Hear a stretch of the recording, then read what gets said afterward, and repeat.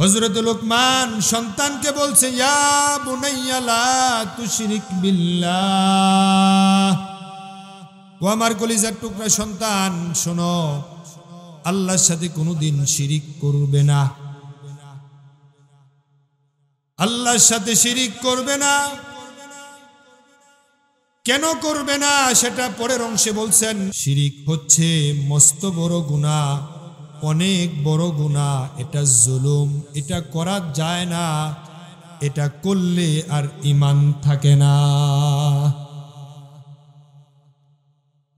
ইন্না শিরকা লাযুলমুন আযীম, শিরিক হচ্ছে বড় মহা অন্যায়, বড় গুনাহ। হযরত লোকমান তিনি ছিলেন কালো মানুষ, আজিমুশ শাফাতাইন, ঠোঁটগুলো ছিল মোটা মোটা,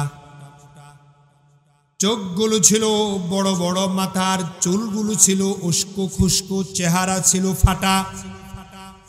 কালো মানুষ, তিনি ছিলেন খর্বাকৃতির মানুষ, বেটে মানুষ।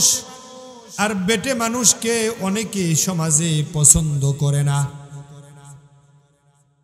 হযরত লোকমানকে আল্লাহ এমন জ্ঞান দিয়েছেন, দাউদ আলাইহিস সালাতু ওয়াস সালামের উপরে জাবুর শরীফ এসেছেন, নাজিল হয়েছে। ওই জাবুর শরীফ যখন হযরতে দাউদ তেলাওয়াত করতেন, আকাশের উড়ন্ত পাখিগুলো পর্যন্ত উড়া বন্ধ করে দিয়ে তার চতুর্পাশে বসে আল্লাহর কালাম শুনত।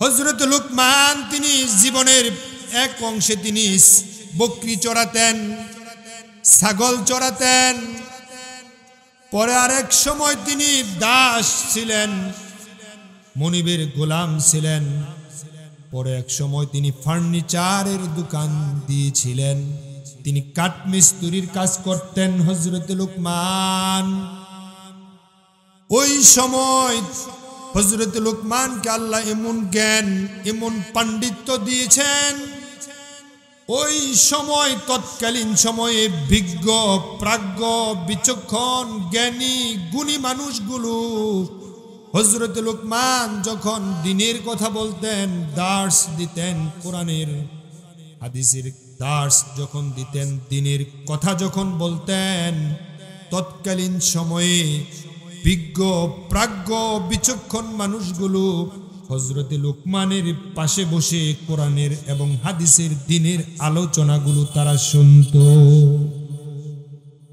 হযরত দাউদ আলাইহিস সালাতু ওয়াস সালামের সময় তিনি প্রধান বিচারপতির দায়িত্ব পর্যন্ত তিনি পালন করেছেন,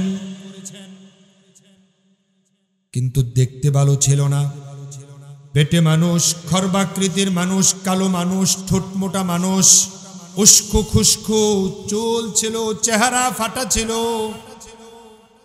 আমার বন্ধু, ওই লোকমানকে আল্লাহ এত জ্ঞান, এত প্রজ্ঞা, এত বিচক্ষণ আল্লাহ দিয়েছেন, আল্লাহর কাছে তো জ্ঞানের কোনো অভাব নাই।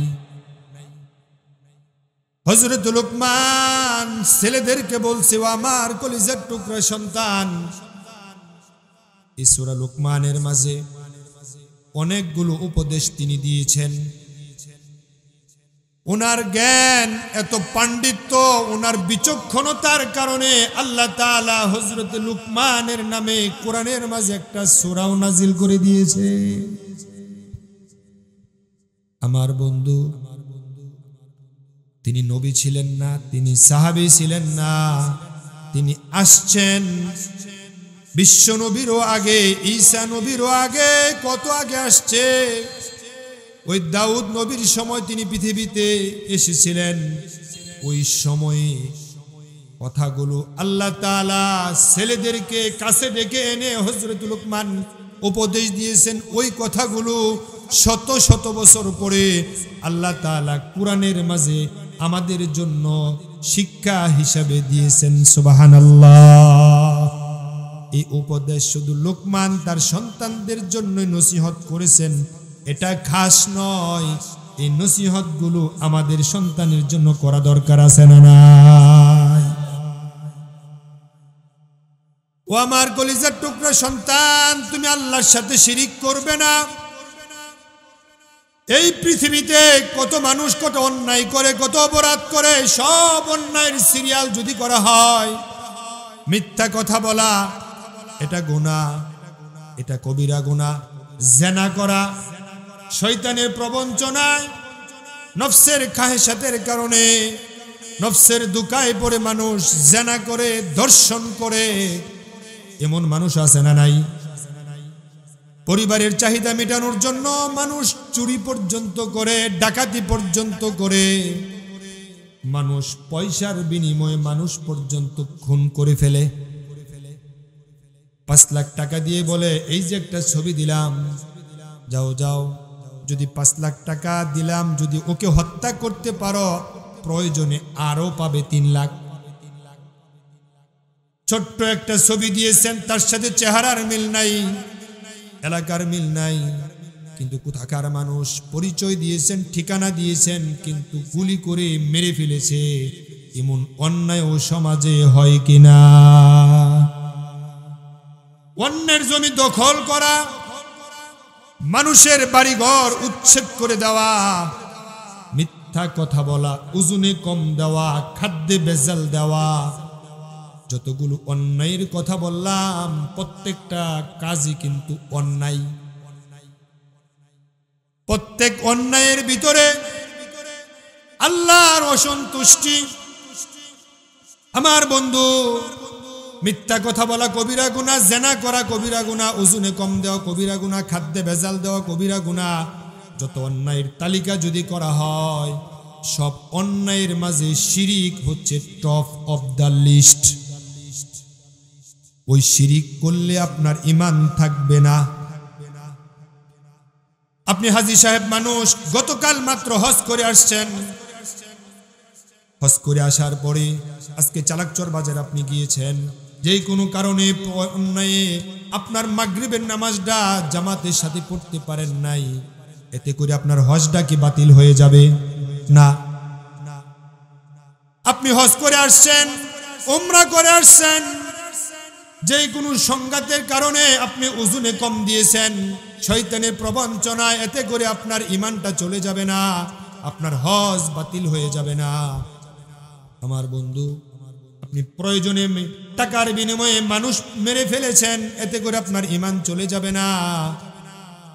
কিন্তু আমার ভাই, যতগুলো অন্যায়ের কথা বললাম, সব অন্যায়ের মাঝে শিরিক হচ্ছে টপ অফ দ্য লিস্ট। কিন্তু শিরিক করলে ঈমান থাকে না, ঈমান চলে যায়। আল্লাহ তাআলা বলেন, ইন্নাল্লাহা লা ইয়াগফিরু আন ইউশরাকা বিহি ওয়া ইয়াগফিরু মা দুনা যালিকা লিমান ইয়াশা। ইন্নাল্লাহা লা ইয়াগফিরু, নিশ্চয় আল্লাহ ক্ষমা করে না। আল্লাহ ক্ষমা করে না। আল্লাহ এই জায়গায় কত কঠোর। নিশ্চয় শব্দ দিয়ে বললেন, নিশ্চয় আমি আল্লাহ ক্ষমা করি না। ইন্নাল্লাহা লা ইয়াগফিরু আন ইউশরাকা, যে আমার সাথে শিরিক করবে, ওই গুনাহ আমি আল্লাহ ক্ষমা করি না। আল্লাহ যদি কঠোর হয়, আল্লাহ যদি রেগে যায়, আর আল্লাহ যদি বলে আমি সব গুনাহ ক্ষমা করে দেই, কিন্তু শিরিক ক্ষমা করি না, তাহলে আল্লাহর রাগ কন্ট্রোল করার মতো পৃথিবীতে এমন কেউ আছে নাকি? সেই আল্লাহ বলছেন আমি ক্ষমা করি না, সেটা হচ্ছে আইয়ুশরাকা, আমি শিরিক ক্ষমা করি না। এই জায়গায় তিনি কত কঠোর। তারপরে বলে ওয়ায়াগফিরু মা দুনা যালিকা লিমান ইয়াশা, শিরিক ছাড়া যত অপরাধ করবে আমি আল্লাহ চাইলে সব গুনাহ ক্ষমা করে দেই।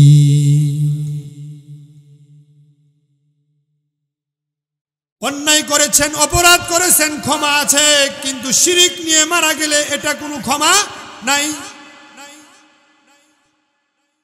ইন্নাহু মান ইউশরিক বিল্লাহি ফাকাদ হাররামাল্লাহু আলাইহিল জান্নাহ, ওয়া মাওয়াহুন নার ওয়া মা লিয-যালিমিন মিন আনসার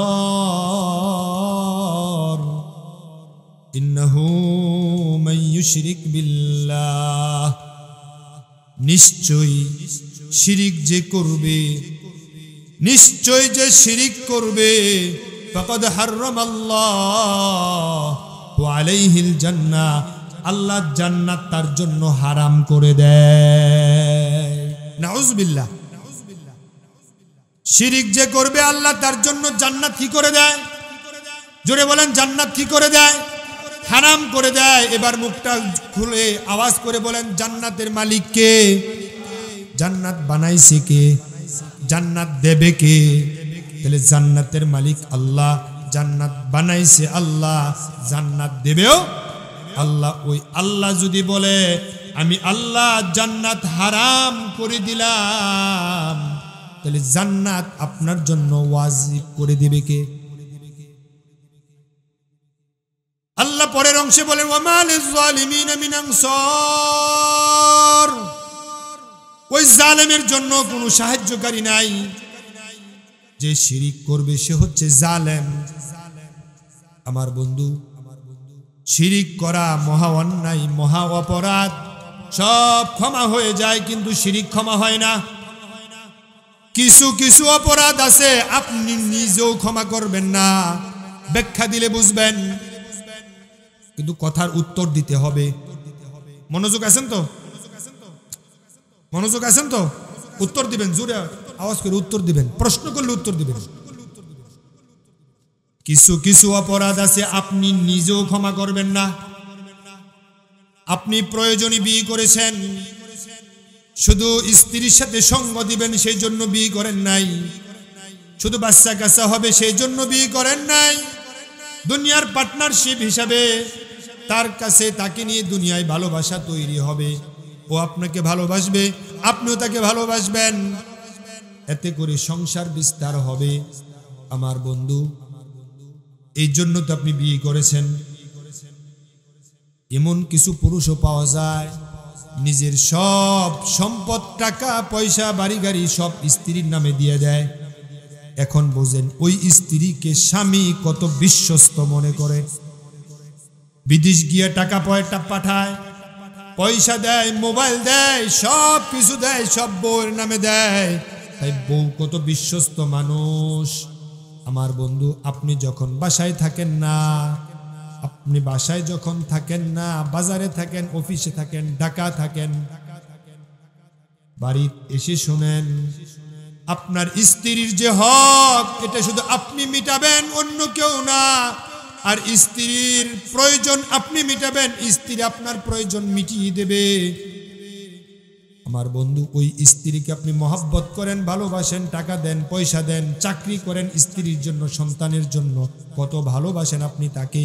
আপনি যখন বাসায় থাকেন না, বাসায় এসে যখন আপনি শুনবেন আপনার স্ত্রী পরপুরুষ নিয়ে বিছানায় ঘুমায়, আর এই কথা যখন কানে আসবে, সুপুরুষ হিসাবে আপনি স্ত্রী রাখবেন না, বিদায় করবেন। কেন রে ভাই? সন্তান তো 3টা হলো, 4টা হলো, 5টা হলো, টাকা দিলেন, পয়সা দিলেন, বাড়ি দিলেন, গাড়ি দিলেন, মোবাইল দিলেন, এত ভালোবাসার মানুষ আপনার সাথে গাদ্দারি করলো, কিন্তু আপনার হক, আপনার অধিকার কেড়ে নিয়া এই জায়গায় অন্যকে বসাইলো। এটা পুরুষ হিসাবে আপনি মেনে নেবেন না, এটা আপনি ক্ষমার চোখে নেবেন না, ক্ষমা করবেন না, বলবেন যা যা যা তোর আমি তালাক দিয়ে দিলাম। এই একটা গুনাহ আপনি ক্ষমা করতে পারলেন না, স্ত্রীকে বিদায় করে দিলেন। আমার আল্লাহ, তিনি আমাকে বানাইছে, আমাকে বানাইছে, আপনাকে বানাইছে। আল্লাহ রাসূল সাল্লাল্লাহু আলাইহি ওয়াসাল্লাম বলেন, আইয়ু যামবি আকবারু ইনদাল্লাহ ক্বালা আন তাজআলা লিল্লাহি নিদ্দাহি ওয়া হুয়া খালাকা। আল্লাহ সব ক্ষমা করে দেয়, কিন্তু শিরিক ক্ষমা করে না। আপনিও ক্ষমা করে দেন, কিন্তু আপনার জায়গায় অন্য পুরুষ আপনার স্ত্রীর সাথে সময় দেখ, এটা আপনি যেমন চান না, আপনি ক্ষমা করেন না। আল্লাহ বান্দা যদি গুনাহ করে আমি ক্ষমা করে দেই, কিন্তু বান্দা যদি আমি আল্লাহর সাথে শরীক করে আমি এটা বরদাস্ত করি না, এটা মাফ করতে পারি না। মুমিনের দফতর থেকে তার নামটা কেটে দেওয়া হয়, সে মুশরিক হয়ে যায়। হাদিসে কুদসি আল্লাহর রাসূল বলেন, ইয়া ইবনে আদম ইন্নাকা লাউ আতাইতানি বিকুরাবিল আরদি খাতায়া থুম্মা লাকিতানি লা তুশরিকু বি শাইআ লা আতাইতুকা বিকুরাবিহা মাগফিরা। ও বনি আদম, তুমি যদি পাহাড় পরিমাণ গুনাহ করো, ওই গুনাহ নিয়ে তুমি যদি মারা যাও, তাহলে আমি সম পরিমাণ ক্ষমা নিয়ে আমি আল্লাহ তোমার সাথে সাক্ষাৎ করব। পাহাড় পরিমাণ গুনাহ করেছো, কিন্তু ওই গুনার মাঝে তোমার কোনো শিরিক নাই, তাহলে আমি আল্লাহ সম পরিমাণ ক্ষমা নিয়ে আমি আল্লাহ তোমার সাথে সাক্ষাৎ করব। কিন্তু পাহাড় নয়, আকাশ পরিমাণ গুনাহ তুমি যদি করো, আমি এর চাইতে বেশি আমার রহমত, কিন্তু এর চাইতে বেশি রহমত নিয়ে আমি আল্লাহ তোমার সাথে সাক্ষাৎ করব, তোমাকে মাফ করে দেব, তোমাকে জান্নাতি বানায়া দেব। কিন্তু আমল নামার ভিতরে তুমি যদি গুনাহ করো বান্দা, ওই গুনাহ ওই শিরিক আমি আল্লাহ ক্ষমা করব না। কিছু কিছু বিষয় আছে আপনিও ক্ষমা করে দেন, আল্লাহও ক্ষমা করে দেয়, কিন্তু আল্লাহ সবটা ক্ষমা করে না। আপনি যেমন করলেন না, এই যে উদাহরণ দিলাম, আপনার স্ত্রী আপনার অবর্তমানে পরপুরুষ নিয়ে ঘুমায়, আপনি যেমন ক্ষমা করেন না, আল্লাহর সাথে বান্দা যদি শিরিক করে আল্লাহও ক্ষমা করে না। আল্লাহ সব ক্ষমা করে দেয়, শিরিক ক্ষমা করে না। আমার বন্ধু, শিরিক হচ্ছে এত বড় ভয়াবহ অপরাধ, এত বড় কঠিন গুনাহ। 99 জন মানুষ হত্যা করেছে। ওই বনি ইসরাইল যুগে 99 জন মানুষ হত্যা করে একজন আলেমের সন্ধান নিল। ওই আলেম গিয়ে বলছে, আমি 99 জন মানুষ খুন করেছি, আমার কি কোনো তওবার সুযোগ আছে কিনা? ওই আলেম ছিলেন হযরতে উমরের মতো একটু মেজাজি মানুষ, একটু গরম মানুষ, রাগী মানুষ। সব মানুষ তো একরকম না, সবার রাগও একরকম না। আবু বকরের মন ছিল একরকম, মেজাজ ছিল ঠান্ডা, কিন্তু উমরের মেজাজ তো ঠান্ডা না। উমরের মেজাজ ছিল খুব গরম, রাগী মানুষ। ওই ব্যক্তির কাছে গিয়ে বলেন, আমি 99 জন মানুষ খুন করলাম, আমার জন্য কি কোনো তওবার সুযোগ আছে? ওই আলেম বলছে, বের হও, তোমার কোনো ক্ষমা নাই। তাই নাকি? ক্ষমা যেহেতু নাই, তাহলে সেঞ্চুরি পুরা কইরালাই। কথা বুঝেন নাই? ক্ষমা যেহেতু নাই, তাহলে আপনাকে বাঁচাইয়া কি লাভ? আপনাকে মেরে সেঞ্চুরি পুরা কইরালাই।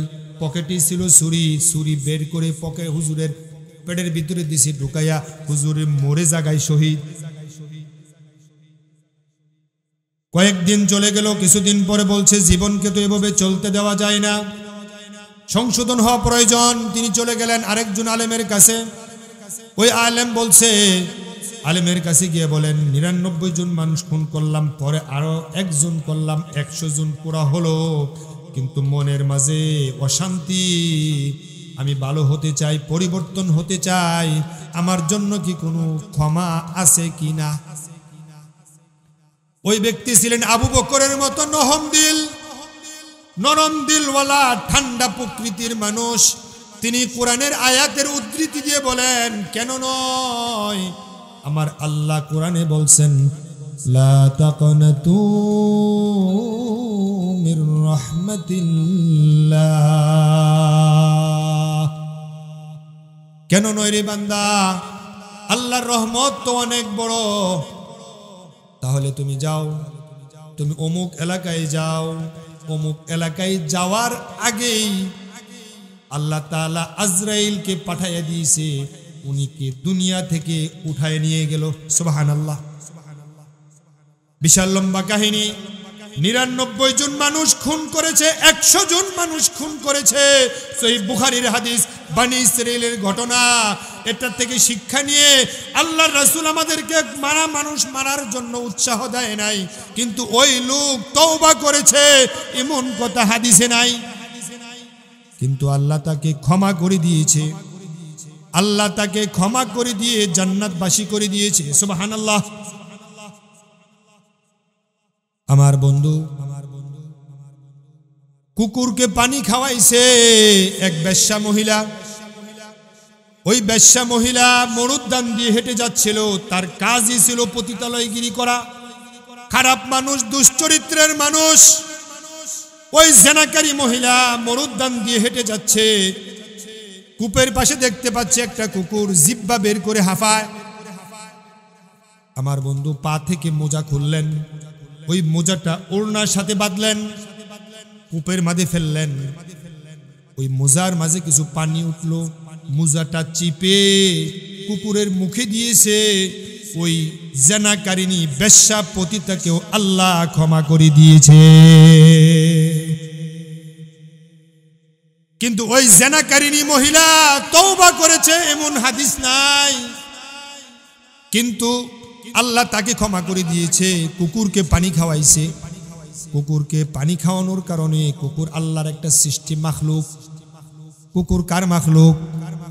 আমি কার মাখলুক? আল্লাহ রাসূল বলেছেন ইরহামু মান ফিল আরদ ইয়ারহামুকুম মান ফিস সামা। ও দুনিয়ার মানুষ, তোমরা মাখলুকের প্রতি দয়া করো, দয়া করো, দয়া করো, তাহলে আকাশের মালিক যিনি, তিনিও তোমাদের প্রতি দয়া করবে।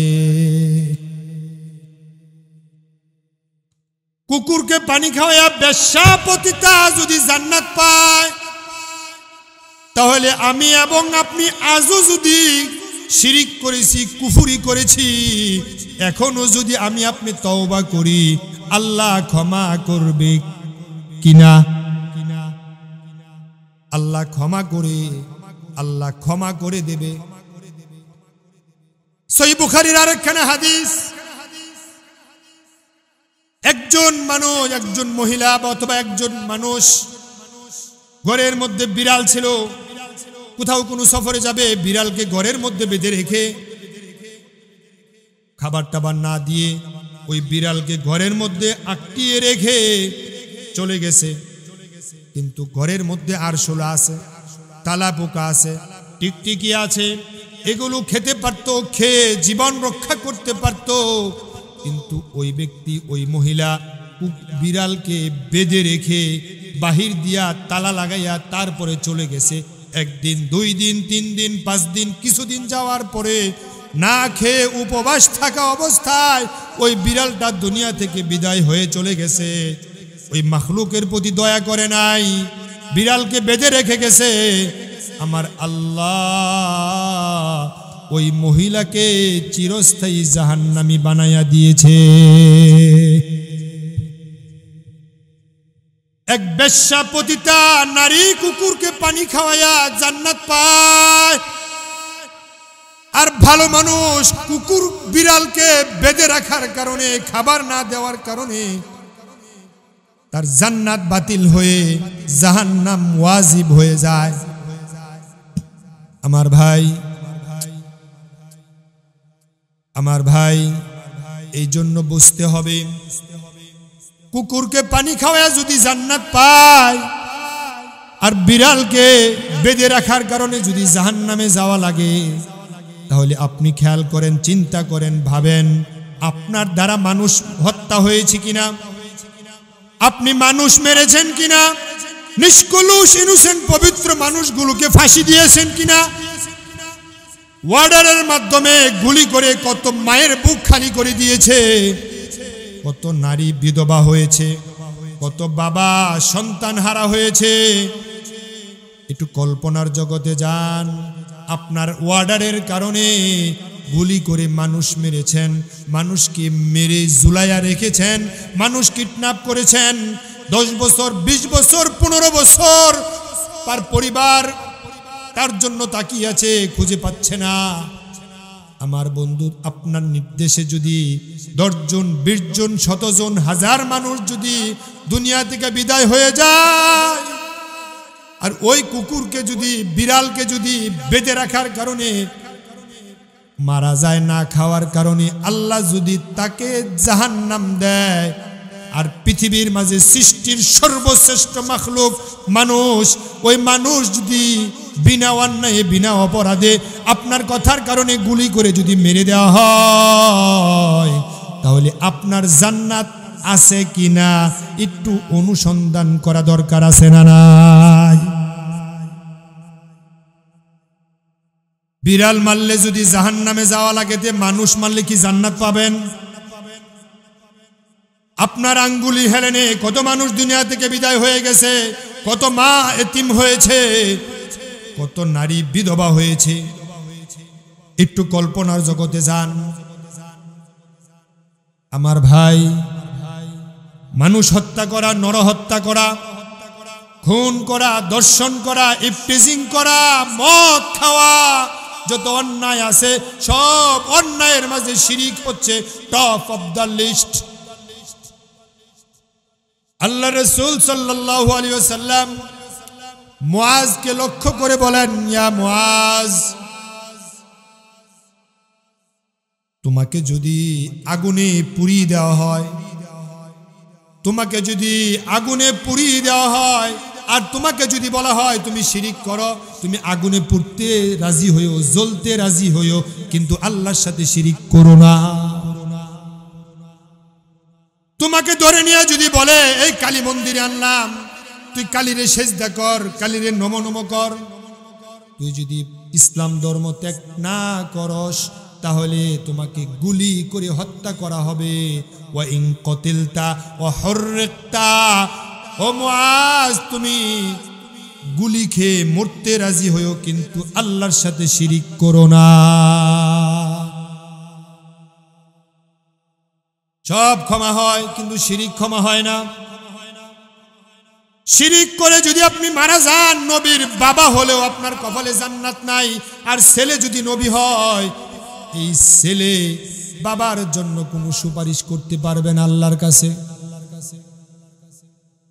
ছেলে যদি নবী হয়, বাবা যদি মুশরিক হয়, তাহলে বাবা ও সন্তান ও বাবার জন্য কোনো সুপারিশ করতে পারবে না আল্লাহর কাছে। ভাতিজা যদি নবী হয়, চাচা যদি মুশরিক হয়, ওই চাচা যদি ভাতিজাকে আদর সোহাগ করে যদি লালন পালন করে যদি বড় করে, ওই ভাতিজা যদি নবী হয়, হাসরের দিন এই ভাতিজা ও চাচার জন্য কোনো সুপারিশ করতে পারবে না। স্বামী যদি মুমিন হয়, স্বামী যদি নবী হয়, স্ত্রী যদি মুশরিক হয়, তাহলে ওই স্বামী স্ত্রীর জন্য হাসরের দিন কোনো উপকার করতে পারবে না। আমার বন্ধু দেখেন, ইব্রাহিম আলাইহিস সালাতু ওয়াস সালামের বাবার নাম কি ছিল? জুড়ে বলেন। এটা কি গোরস্থান? কথা কন। ইব্রাহিম আলাইহিস সালাতু ওয়াস সালাম আমাদের কি? মাশাআল্লাহ। এই আপনি জানেন? আপনারা কি?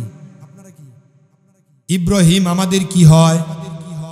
মুখটা খুলে আকাশকে সাক্ষী রেখে, এই জমিনকে সাক্ষী রেখে, সব রকম শক্তি দিয়ে বলেন ইব্রাহিম আমাদের কি হয়?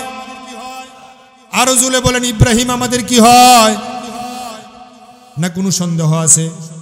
অমুক তমুক যদি এই চিন্তা মাথায় থাকে, তাহলে এই মাহফিল আপনার জন্য না। ইব্রাহিম আমার আপনার জাতির পিতা, মুসলিম মিল্লাতের জাতির পিতা। আর আমরা দেখলাম 15 বছর 16 বছর পর্যন্ত ইব্রাহিমকে জাতির পিছাইবে ডাইভার্ট করে অমুককে জাতির পিছে বানানোর জন্য এই 15 বছর কত সংগ্রাম, কত কথা বলেছে। আজকে কিন্তু তারা দেশে নাই। কত অত্যাচার, কত অন্যায়, কত জুলুম করেছ। আজকে মুরগির বাচ্চা তুই মুরগি গেছে গা, ঠিক না বে ঠিক? 15 বছর শুধু একটা দেশকে খুশি করার জন্য, একটা দেশকে খুশি করার জন্য মানুষের উপর অত্যাচার করেছ। ইমানদারদেরকে ডান্ডা বেড়ি লাগাইছ, আলেমদের হাতে হ্যান্ডকাপ লাগাইছ, পায়ে হ্যান্ডকাপ লাগাইছ, মোমেনদেরকে ধরে ধরে ফাঁসি দিয়েছ। মোমেনেরা যদি মিছিল করত, মিটিং করত, বিনা অন্যায়ে তাদেরকে গুলি করে টিয়ার সেল মেরে তাদেরকে ছত্রভঙ্গ পর্যন্ত করে দিয়েছ। আমার বন্ধু, একটা দেশকে খুশি করে আলেমদেরকে অন্যায় অপদস্থ করেছ, আলেমদেরকে ন্যাংডা করে উলঙ্গ করে পর্যন্ত নির্লজ্জ নারীদের সাথে ছবি পর্যন্ত তুলেছে। আলেমদেরকে জিনার তহমত দিয়েছে, রাজাকার বলেছে, যুদ্ধপরাধ বলেছে, জেএমবি বলেছে, আলবদর বলেছে, যে তুকমাগুলো ওই জাহিলিয়াতের জমানা। মুগিরা তার রাসূলকে বলছে গণক, রাসূলকে বলছে জাদুকর, রাসূলকে বলছে কবি, রাসূলকে বলছে আরো কত কিছু বলছে। আমার তো মনে হয় বিগত দিনে আল্লাহর নবী যদি এই জমানায় এই যুগে যদি জমিনে থাকতো, আমার মনে হয় নবীকেও তারা যুদ্ধ অপরাধী বলে ছেড়ে দিত। আল উলামা ওয়ারাসাতুল আম্বিয়া, আলেমরা হচ্ছে নবীদের ওয়ারিস। আর আলেমদের হাতে হ্যান্ডকাপ লাগাইছ, আলেমদেরকে ডান্ডা বেড়ি লাগাইছ, আলেমদেরকে রাজাকার আলবদর বলেছ। আমি তো মনে করি তোমরা রাসূলের শাফাত পাবে কিনা সন্দেহ আছে, রাসূলের সাক্ষাৎ পাবে কিনা সন্দেহ আছে। কত অন্যায় করেছো, কত অপরাধ করেছো। আজকে তোমরা দেশে কোথায় যে ট্রাইব্যুনাল বানাইছো, আলেমদেরকে আদালতে নিছো, ডান্ডা বেড়ি লাগাইছো, যে রশি দিয়ে বাঁধছো ওই রশি এখন তোমাদের কোমরে ঝুলছে, ওই হ্যান্ডকাপ তোমাদের হাতে এখন লাগছে। আজ থেকে 805 বছর আগে রাজা লক্ষণ সেন রাজদরবারের পিছনের রাস্তা দিয়া পলায়া চলে গেছিল। তারপর থেকে আজ পর্যন্ত 805 বছরের মধ্যে এই দেশ থেকে কোনো রাজা পলায় নাই। কিন্তু এই ডাইনি, এই জালেম, এই ষড়যন্ত্রকারী তৌহিদি জনতার আন্দোলনের কারণে এই দেশ থেকে পলায়া পর্যন্ত চলে গেছে। বনের রান্না করা খাবারটুকু পর্যন্ত খেতে পারে নাই, এক কাপড়ে বিদায়। আমার আল্লাহ রশি ডিল দেয় কিন্তু রশি ছেড়ে দেয় না। এই এলাকায় যখন গুড্ডি উড়ায়, ছেলে ফেলে যখন গুড্ডি উড়ায়, তখন দেখবেন গুড্ডি মাথা নেড়ে পিছনের দিকে যায় আর বলে আর আসবো না, চলে গেলাম। কিন্তু নাটাই যেহেতু আমার হাতে, যখন সময় হবে তখন টান দেব, আস্তে করে হঠাৎ করে জমিনের মাঝে দপাস করে ফেলে দেব। আল্লাহ রশি ডিল দিয়েছে, ওয়া উমলি লাহুম ইন্না বাতশা রাব্বিকা লাশাদীদ ওয়া উমলি লাহুম। আমি আল্লাহ রশি ডিল দিলাম, করো করো, আরো করো, আরো করো, আরো করো। কিন্তু করতে করতে করতে করতে সীমা যখন সেরে গেছে, আল্লাহ কয় আমি এবার ধরলাম, ইমন ভাবে ধরলাম। সার দেই নাই, আত্মীয় স্বজন পর্যন্ত ডানে বামে বসাইছে, 2 দিনের সময় চাইছে। কয় না না না ম্যাডাম, 45 মিনিট দিলাম, এর বেশি দেওয়া যাবে না। কিন্তু আপনজন মানুষগুলো 45 মিনিট সময় দেয়, আমরা কি এত সময় দিছিলাম? আমার বন্ধু 11 দফার দাবি শেষ পর্যন্ত যেতে যেতে আসলো 1 দফা। কিন্তু ওই 1 দফার মাঝেও তো আমরা দেশ থেকে ফলাইতে কই নাই। কোনো আলেম, কত পীর, কোনো বুজুর্গ, কোনো তাওহীদি জনতা দেশ থেকে ফলাইতে কই নাই। কিন্তু আমরা তো চেয়েছিলাম পদত্যাগ, কিন্তু ফলাইলা কেন? কিন্তু যে অন্যায় করেছে, যে অপরাধ করেছে, এই চেহারা এই জাতিকে দেখানো যাবে না, এই জন্যই কিন্তু ফলাইয়া গেছে। আমার ভাই, বিনা অন্যায় মানুষ মেরেছ, কত অন্যায় করেছ, কত অপরাধ করেছ। আজ থেকে স্বাধীনতার হলো 54 বছর। 54 বছর আগে 10 মাইল 20 মাইল দূর থেকে তোমরা সাক্ষী বানায়া 3 মাইল দূর থেকে 17 বছর 18 বছরের মানুষগুলো দেখছে, অমুকে আগুন লাগাইছে, অমুকে দর্শন করছে, কিন্তু সরজমিনে কেউ দেখে নাই, দূর থেকে দেখছে। কিন্তু তুমি যে 15 বছর আন্দোলন করতে গিয়া মানুষকে নির্বিঘ্নে মেরেছ, মানুষকে নিষ্কলুষ ইনোসেন্ট পবিত্র মানুষগুলোর গলার মাঝে রশি লাগাইছ, তোমার আঙ্গুলি হেলেনে কত মা বিধবা হয়েছে, কত স্বামী এতিম বিধবা হয়েছে, কত মা এতিম হয়েছে, কত বাবা এতিম হয়েছে, কত ভাই ভাই হারাইছে, কত বোন বোন হারাইছে, কত বোন ভাই হারাইছে। এটা তো আমরা চোখের সামনে দেখলাম। আমার ভাই, আল্লাহ ছাড় দেয় কিন্তু ছেড়ে দেয় না। এই জন্য সকল অন্যায়ের মাঝে শিরিক হচ্ছে জুলুম, শিরিক হচ্ছে বড় গুনাহ। এটা করো না। এলাকায় যখন কোনো অকারেন্স ঘটে, 10 জন 20 জনের নামে মামলা দেয়, পুলিশ খুঁজে কয় নাম্বারটারে? কথা কয় না। পুলিশ খুঁজে কয় নাম্বারটারে? কয়েছে নাড়ের গুরু, এটারে ধর, এটা খুললে সব ধরলে সব বার হইব, কান টানলে মাথা এমনি আসবে। যত অপরাধ আছে, যত অন্যায় আছে, সব অন্যায়ের মাঝে অপরাধ হচ্ছে শিরিক, বড় গুনাহ। এই শিরিক করা যাবে না। আজকে সমাজের রন্ধে রন্ধে শিরিক। শিরিক আপনি নিজেও জানেন না এটা যে শিরিক। আমার বন্ধু, না জেনে বিষ খাইলে বুঝি মানুষ মরে না? কথা কন না কেরে? না জেনে যদি আপনি বিষ খান, মানুষ মরবে না? এই যে কারেন্ট চলছে, এখন মনে করেন এই মুহূর্তে প্রবল ঝড় আসছে, এলাকায় প্রবল ঝড় হয়েছে, আজকে রাত্রে ঝড় হয়েছে। এই ঝড়ের কারণে কারেন্টের তার ছিঁড়ে ফিরে পড়ে আছে। আপনি নিজেও জানেন 2 দিন যাবৎ কারেন্ট নাই, তারটা পড়ে আছে। কিন্তু তারটাকে রাস্তা থেকে সরিয়ে দেওয়ার জন্য আপনি যদি ধরেন এইভাবে, 10 মিনিট আগেও জানছেন কারেন্ট নাই, 1 মিনিট আগেও জানছেন কারেন্ট নাই, কিন্তু যখন আপনি ধরতে গেছেন এই মুহূর্তে পাওয়ার সাব স্টেশন থেকে লাইন সংযোগ করেছে, কিন্তু ধরতে দেরি, আপনাকে সালাম দিয়ে ছেড়ে দেবে। না জেনে যদি আপনি কারেন্টের তারে ধরেন, যেমন কারেন্ট ক্ষমা করবে না, না জেনে বিষ খাইলে যেমন মানুষ মরে, না জেনে শিরিক করলেও শিরিক হয়ে যাবে। এই নাক আর কপাল দিয়েছে আল্লাহকে সেজদা দেওয়ার জন্য, আর এই নাক আর কপাল দিয়া মানুষ মসজিদেও সেজদা করে, আবার মাজারে গিয়েও সেজদা দেয়। এমন এক দল আছে না নাই? আল্লাহ রাসূল বলেন, মান সাজাদা লিল্লাহি সাজদাতান রাফা আল্লাহু বিহা দারাজাতান। যে ব্যক্তি আল্লাহ তাআলাকে সেজদা দেয়, আল্লাহ তার মান মর্যাদা 1 ধাপ বাড়িয়ে দেন। সুবহানাল্লাহ, মাশাআল্লাহ। আমাদের মনোহরদীর সাবেক ভাইস চেয়ারম্যান, জননন্দিত নেতা, বিশিষ্ট আলেমে দ্বীন, আজকে মাহফিলের প্রধান অতিথি, তিনি আমাদের মাঝে উপস্থিত হয়েছে, বলি আলহামদুলিল্লাহ। সহিহ মুসলিমের আরেকটি হাদিস, আকরাবু মা ইয়াকুনুল আবদু মির রাব্বিহি ওয়া হুয়া সাজিদ। যে ব্যক্তি আল্লাহকে সেজদা দেয়, আল্লাহর মাঝে আর তার মাঝে কোনো পর্দা থাকে না। যে ব্যক্তি সেজদা দেয়, আল্লাহর একেবারেই নিকটে চলে যায়। আল্লাহ আমাকে নাক দিয়েছে, কপাল দিয়েছে, আমাকে সৃষ্টি করেছে আল্লাহর দাসত্ব করার জন্য, আল্লাহর ইবাদত করার জন্য। এই নাক আর এই কপাল দিয়া মসজিদে আল্লাহকে সেজদা দেয়, আবার মাঝে মাঝে মাজারেও গিয়ে সেজদা দেয়। এমন চরিত্রের মানুষ আছে না নাই? ঈমান শেষ।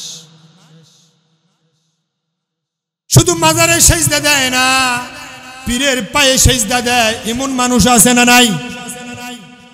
পীর কে সৃষ্টি করেছে? আমাকে কে সৃষ্টি করেছে? মানুষ। মানুষকে যদি সেজদা দেওয়া জায়েজ হতো, আল্লাহর নবী বলেন, তাহলে আমি প্রত্যেক স্ত্রীদেরকে বলতাম, তোমরা তোমাদের স্বামীদেরকে সেজদা দাও। মানুষ মানুষকে সেজদা দেওয়া হারাম, এটা শিরিক, এটা বড় অন্যায়, এটা বড় অপরাধ, আল্লাহ ক্ষমা করে না। তারপরে মানুষ আল্লাহর কাছে যেটা চাওয়া দরকার সেটা আল্লাহর কাছে না চেয়ে এটা মানুষের কাছে চায়, এটা হচ্ছে শিরিক। যে কুদরত, যে হুকুম, যে নির্দেশ শুধু একমাত্র আল্লাহর সাথে খাস, এটা যদি অন্যের কাছে চায়, এটা হচ্ছে শিরিক। আমার বন্ধু বিয়ে করেছেন, 5 বছর হয়ে গেল, কিন্তু সন্তান আদি হচ্ছে না। ডাক্তারের কাছে যাচ্ছেন, কিন্তু সন্তান হয় না। অফিসে মন কালা করে বসে আছেন, আরেকজন বলছে কি হলো তোমার, কালকেও তো দেখলাম অনেক ভালো ছিলা। 5 বছর হলো বিয়ে করলাম, তোমার ভাবি গতকাল রাত্রে ঘুমায় নাই, আমারও ঘুম ধরে নাই, সারা রাত্র কান্না করেছে একটা সন্তানের জন্য, কিন্তু সন্তান তো হয় না। কত ডাক্তার দেখাইলাম, কত তাবিজ তোমারের কাছে গেলাম, কিন্তু সন্তান তো হয় না। ও কি কও, ডাক্তার দেখাইছো কাজ হয় না, কি সমস্যা ডাক্তারও খুঁজে পায় না, বলছে ধৈর্য ধরেন হবে, আল্লাহর কাছে চান। তুমি আল্লাহর কাছে চাইতে চাইতে এ পর্যন্ত 5 বছর গেছে, তুমি যাও আজমির শরীফ, ভারতে ভিসা লাগাও, পাসপোর্ট লাগাইয়া ভারতে যাও, ওখানে গিয়া চাইতে দেরি, সন্তান হতে দেরি হবে না। যখন থেকে এই চিন্তা মাথায় লালন করলেন, সাথে সাথে মুশরিক হয়ে গেছেন, ঈমান শেষ। এই বেঈমানওয়ালা মানুষ মসজিদে সভাপতি হয়, এমন আছে না নাই? ঈদগার সভাপতি হয়, মাহফিলের সভাপতি হয়, এমন মানুষ আছে না নাই? আমার রাসূল বলেছেন, ইয়াতি আলান নাসি জামান ইয়াজতামিউনা ফিল মাসাজিদ লাইসা ফীহি মুমিন, এমন একটি জমানা আসবে যে সময়ে মানুষগুলো জামাতে নামাজ পড়বে, ইমাম, মুসল্লি, মুয়াজ্জিন, মুক্তাদি একটারও ঈমান থাকবে না। এবার মুখটা খুলে বলেন, ওই যুগ আসছে না আসবে? মাশাআল্লাহ, এই যুগটা চলমান। যার আজান শুনে আপনি মসজিদে যাবেন, ওই মুয়াজ্জিনের ঈমান থাকবে না, ওই মুয়াজ্জিন জালেমকে সাপোর্ট করলে ঈমান থাকে না। যার পিছনে সেজদা দিয়ে নামাজ পড়ছেন, গিয়ে দেখেন ওই ব্যক্তি একামত দিনের বিরুদ্ধে কথা বলে।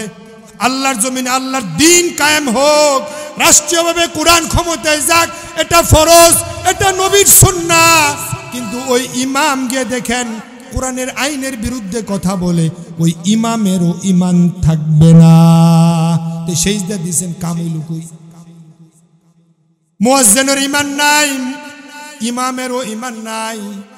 আমার বন্ধু, আল্লাহ রাসূল বলেছেন, যে ব্যক্তি নিজে যেটা আল্লাহর কাছে চাইতে পারবে, এটা নিজে আল্লাহর কাছে না চাইয়া কোনো মানুষের কাছে চায়, ঈমান শেষ।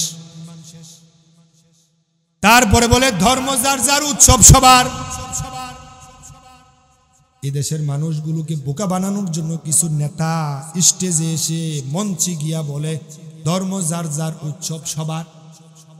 এই চিন্তা যখন লালন করলো, ওই নেতাও মসজিদে যায়, মসজিদে গিয়ে বলে ইয়্যাকা না'বুদু ওয়া ইয়্যাকা নাস্তাঈন, ও আল্লাহ আমি শুধু একমাত্র তোমারই ইবাদত করি, তোমার কাছে সাহায্য চাই। কিন্তু ওই নেতা মসজিদ থেকে এসে উমরা করে এসে আবার জনগণের সামনে বলে ধর্ম যার যার, উৎসব সবার। ঈমান আছে না গেছে? লাকুম দীনুকুম ওয়ালিয়া দীন। হিন্দুর ধর্ম হিন্দুর, মুসলমানের ধর্ম মুসলমানের। কোন মুসলমানের ঈদ উদযাপনে, বিয়ে অনুষ্ঠানে কোন হিন্দু আসে না, আর হিন্দুদের পূজায় মুসলমান আসে না নাই? হিন্দুদের, মুসলমানের কারণে হিন্দুরা পূজাও ঠিক মতো করতে পারে না। মুসলমানকে প্রসাদ খায়ালায়, লাড্ডু খায়ালায়। আমার বন্ধু মুসলমানে গিয়ে ওখানে শীষ দেয়, হাসির খোরাক দিলাম না। ঈমান শেষ। গেছেন ঈমান লিয়া, আসছেন মুশরিক হইয়া। সকালবেলা মসজিদে গিয়ে নামাজ পড়লে, পরের দিন জুমার দিন মসজিদে গিয়ে নামাজ পড়লে কি কাজ হবে? আল্লাহকে ডাকলে কেন আল্লাহ কবুল করবে? তুমি তো মাজারে গিয়া, তুমি মন্দিরে গিয়া তুমি ঈমান শেষ করে আসছো, তুমি তো মুশরিক হয়ে আসো। ধর্ম যার যার, উৎসব সবার, এটা বললে যে ঈমান যা, আপনি নিজেও জানেন না। ওই যে বিষ খাইলে যেমন, বিষ না জানে বিষ খাইলে যেমন মানুষ মরে, না জেনে কারেন্টে ধরলে কারেন্ট যেমন ক্ষমা করে না, না জেনে বিষ খাইলে যেমন মানুষ মরে, না জেনে যদি গিয়া বলেন ধর্ম যার যার, উৎসব সবার, তাহলে ঈমান থাকে না যায়? আবার গিয়া কয় সকল ক্ষমতার উৎস হলো জনগণ। এই লোকে মসজিদে গিয়া কয় আমি আল্লাহ তোমার কাছে তোমার ইবাদত করি, তোমার কাছে সাহায্য চাই।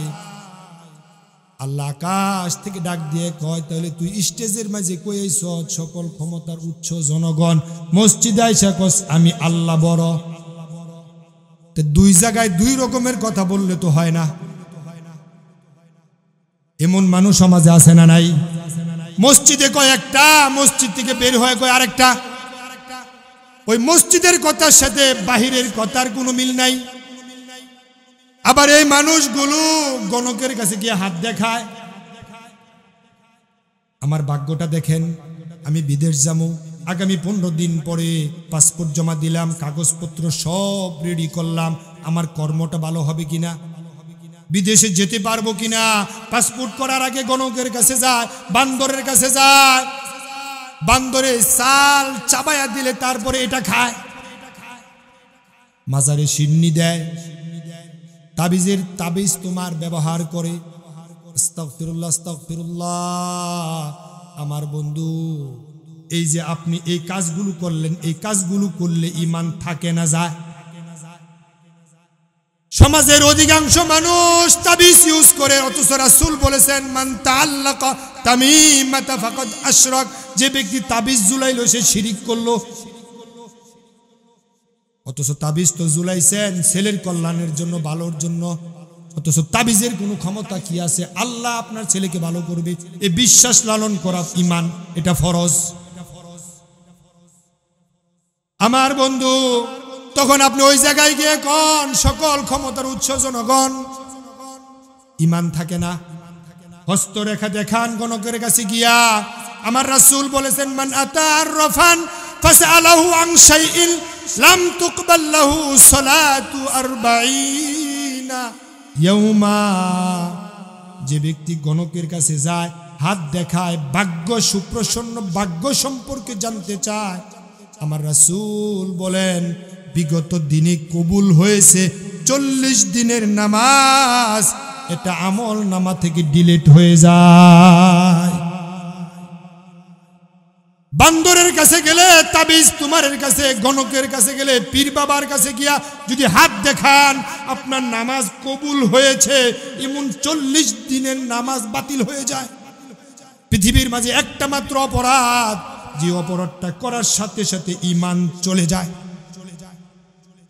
10 মণ দুধ এনেছেন, আগামীকাল শুক্রবার আপনার মেয়ের বিয়া, 10 মণ দুধ আনছেন 100 জন মানুষের কাছ থেকে, কারো কাছ থেকে 2 কেজি, কারো কাছ থেকে 5 কেজি, কারো কাছ থেকে 3 কেজি, কারো কাছ থেকে 1 কেজি রাখছেন বিশাল বড় একটা ড্রামে। কিন্তু কুকুর গিয়ে একটা মাত্র মুখ দিয়েছে, একটুখানি জিহ্বা দিয়েছে। এখন যে এই মহিউদ্দিন ভাইয়ের বাড়ি থেকে যে 5 কেজি দুধ নিছেন, শুধু এই 5 কেজি দুধই শুধু নষ্ট হয়েছে। ওই বিশাল বড় পাত্রে 10 মণ দুধ যে ছিল সবটা বাতিল হয়ে গেছে, ঠিক না ঠিক? তো শিরিক হচ্ছে এত বড় একটা বড় মহা অন্যায়, এত বড় অপরাধ। আপনার নামাজ, আপনার রোজা, আপনার হজ, আপনার যাকাত, আপনার সালাম, আপনার দান সদাকা, আপনার কত আত্মীয় স্বজন মসজিদে দান করলে হয় 10 গুণ, কিন্তু হাওলাত দিলে হয় 18 গুণ। সুবহানাল্লাহ। কিন্তু আপনি হাওলাত দেন, মানুষকে কর্জে হাসানা দেন, এত বড় বিশাল ফজিলত। আমার বন্ধু, আল্লাহর রাস্তায় দিলে 10 থেকে শুরু করে 700 গুণ পর্যন্ত হয়।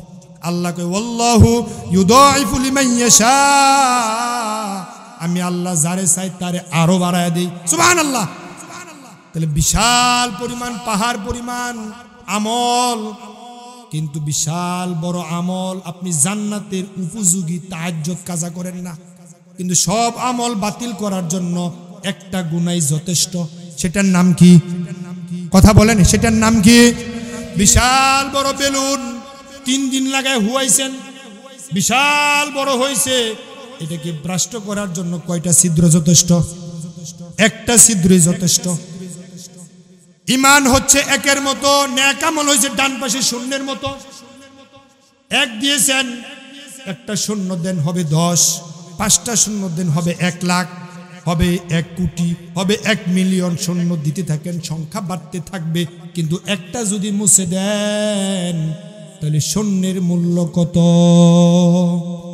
আমার আল্লাহ বিশ্ব নবীকে লক্ষ্য করে বলেন লাকাদ উহিয়া ইলাইকা ওয়া ইলাল্লাযিনা মিন ক্বাবলিক লাইন আশরাকতা লায়াহবাতান্না আমালুকা ওয়া লাতাকুনান্না মিনাল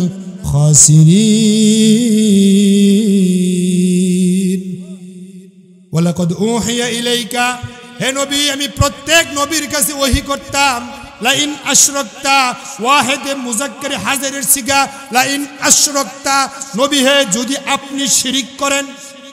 কথা বুঝতেছেন? নবীকে বলছে, অথচ নবীর সম্পর্কে সূরা ফাতহের মধ্যে বলেন মা তাকদ্দামা মিন জামবিহি ওয়া মা তাআখার, নবীর আগের গুনাহ, পিছনের গুনাহ, ভবিষ্যতের গুনাহ, সব গুনাহ আল্লাহ ক্ষমা করে দিয়েছে। সুবহানাল্লাহ। ওই নবীকে আল্লাহ বলছে লা ইন আশরাকতা, নবী যদি আপনি শিরিক করেন, লা ইয়াহবাতান্না আমালুকা, আপনার পিছনের সব আমল বাতিল হয়ে যাবে। শুধু বাতিলই হবে না, লানাকুনান্না মিনাল খাসিরিন, আপনি ক্ষতিগ্রস্তদের মাঝে শামিল হয়ে যাবেন। ক্ষতিগ্রস্তর মাঝে আপনি শামিল হয়ে যাবেন। এবার বলেন, এই কথাটা আল্লাহ কি আমারে কইছে না নবীদেরকে বলছে? নবীরে লক্ষ্য করে বলছে লা ইন আশরাকতা, যদি আপনি শিরিক করেন আপনার আমলগুলো বাতিল, আপনি ক্ষতিগ্রস্তের মাঝে শামিল হয়ে যাবেন। এখন নবীর আমল যদি শিরিক করলে, নবীর আমল যদি বাতিল হয়, তাহলে উম্মতেরটা তো আলটিমেট বাতিল। সে উম্মত মাজারে গিয়ে সেজদা দেয়, সে উম্মত বলে ধর্ম যার যার উৎসব সবার, সে উম্মত বলে সকল ক্ষমতার উৎস জনগণ, সে উম্মত মাজারেও সেজদা দেয়, মসজিদেও সেজদা দেয়, সে উম্মত মাহফিলের মাঠেও চাঁদা দেয়, আবার মাজারেও টাকা দেয়, সে উম্মত মসজিদে বসে আল্লাহর কাছে দোয়া করে, চাইতে চাইতে যখন দেখে হয় না, আল্লাহ কয় দেখি তার মনের অবস্থা কতটুকু, তখন আল্লাহ কয় একটু দেরিতে দেই, দিমু তো কয়দিন পরে দেই। এর ভিতরে যায় আজমির শরীফ, এর ভিতরে যায় সারানি, ওখানে গিয়ে মুরগি দেয়, ওখানে টাকা দেয়, মানত করে। আল্লাহ সারা কারু নামে মানত করা যাবে না। আল্লাহ সারা অন্যের নামে মানত করলে ঈমান থাকে না, যায়। তাহলে মানত তো আল্লাহর নামে ছাড়াও তো আপনারা অনেকেই করছেন, ঈমান আছে না গেছে? তা আপনি মারা গেলে আপনার জানাজা করে কি লাভ? আপনার কাফন দাফন পরায় কি লাভ? মুশরিকের জন্য তো সীতা, ঠিক না বে ঠিক? তাহলে আপনি যে ঈমান হরণ করে এখানে বসে আছেন, তাহলে এটার বাড়ি কই? কিন্তু এখন আপনি কুফরি করছেন, আপনি শিরিক করছেন। কিন্তু রাসূল বলেছেন ইন্নাল্লাহা ইয়াকবালু তাওবাতাল আবদি মা লাম ইগরগির, পশ্চিম দিগন্তে সূর্য উদিত হওয়ার আগ পর্যন্ত তওবার দরজা খোলা আছে। সুবহানাল্লাহ। আচ্ছা এবার বলেন, পশ্চিম দিগন্তে থেকে সূর্য উদিত হওয়ার কি সময় আইছে? আবার আল্লাহ রাসূল বলেন মৃত্যুর গিরগিরি উঠার আসার আগ পর্যন্ত, মৃত্যুর গিরগিরি উঠার আগ পর্যন্ত বান্দার তওবা কবুল হয়। সুবহানাল্লাহ। এখন বলেন, মৃত্যুর যন্ত্রণা কি আমাদের শুরু হয়েছে? পশ্চিম দিগন্তে সূর্য উঠছে, তার মানে বোঝা যায় এখনো আমাদের তওবার সুযোগ আছে না নাই? তওবা করলে আল্লাহ কুফরিও ক্ষমা করে দেয়, আল্লাহ শিরিকও ক্ষমা করে দেয়। এখন অন্যায় করেছেন, কান ধরে তওবা করেন। আল্লাহ জীবন ভর বলেছি সকল ক্ষমতার উৎস জনগণ, কিন্তু আল্লাহর কোরআন বলে আন্নাল কুওয়াতা লিল্লাহি জামিআ, সকল ক্ষমতার উৎস হচ্ছে আল্লাহ। কিন্তু আল্লাহর খেতাব দিছি জনগণকে। ঈমান আছে না গেছে? এমন হাজারো অন্যায় করে আপনি ঈমান হারা হয়ে গেছেন। আপনি হাসরের মাঠে গিয়ে বলবেন আল্লাহ এটা যে শিরিক আমি তো জানতাম না। আল্লাহ কইব বিয়ে করতে জানছো, ঠিক না বেঠিক? ছেলে মেয়ে জন্ম দিতে জানছো, জমি জমা বেচা কিনা করতে জানছো, বাইরে ঠকাইতে জানছো, বোনেরে ঠকাইতে জানছো, কোনটা করলে ঈমান থাকে না এটা তো জানা আগে ফরজ। কোরআনের সর্বপ্রথম কথা তো ইকরা বিসমি রাব্বিকাল্লাযী খলাক, পড়ো তোমার প্রভুর নামে যিনি তোমাকে সৃষ্টি করছে। আল্লাহ রাসূল সাল্লাল্লাহু আলাইহি ওয়াসাল্লাম 5 শ্রেণীর মানুষের জন্য শাফাআত করবে না। সংক্ষেপে বলে দিচ্ছি, কয় শ্রেণীর মানুষ? কথা জোরে বলেন, কয় শ্রেণীর মানুষ? 5 শ্রেণীর মানুষের জন্য আল্লাহ রাসূল শাফাআত করবে না। 1 নম্বরে হলো মুশরিক। 1 নম্বরে মুশরিক অবস্থায় যে ব্যক্তি মারা যাবে, রাসূল তার জন্য কোনো শাফাআত করবে না।